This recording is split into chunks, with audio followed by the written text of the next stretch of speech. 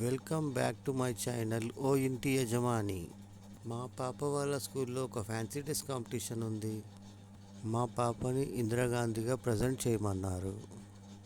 ముగ్గురు పిల్లలతో మా భార్య కష్టమవుతుందని నేను కూడా సాయం చేస్తున్నా మా పాపని రెడీ చేయడానికి.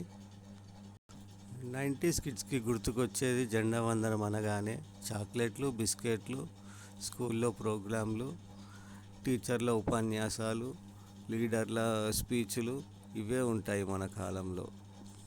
ఇప్పుడైతే మేము మా పాపకి ఎలాగో అలా కష్టపడి ఈ డ్రెస్ అయితే సెలెక్ట్ చేసి వేసాము ఇందిరాగాంధీ గెటప్ తోటి.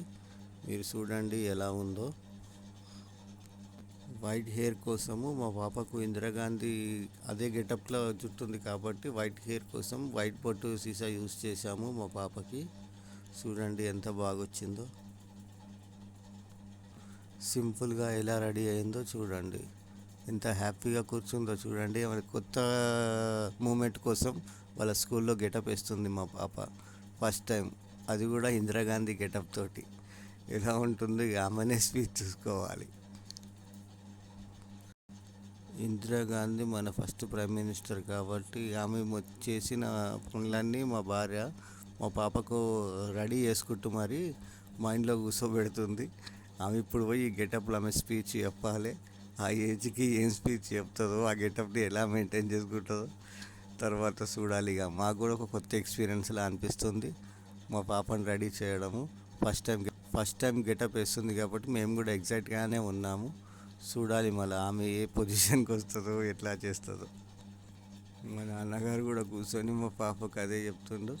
ఇందిరాగాంధీ ఇలా ఆయన హయాంలో కూడా ఇందిరాగాంధీ పీరియడ్లో ఆయన ఉన్నారు కాబట్టి ఆయన కూడా చూస్తున్నాడు.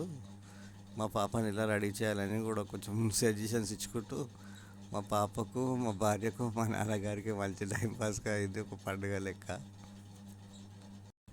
వైట్ హెయిర్ వల్ల ఎలా డ్యామేజ్ ఉండదని చెప్పి వైట్ హెయిర్ కూడా ఆరిపోయింది. నెక్స్ట్ ఇక ఆమె గెటప్ చేంజ్ చేసి ఆమెకు స్పీచ్ నేర్పించడం చేస్తుంది ఇక మా వైఫ్. మా నాన్నగారితో కూడా అదే స్పీచ్ తోటి మాట్లాడుకుంటూ కూర్చున్నాము.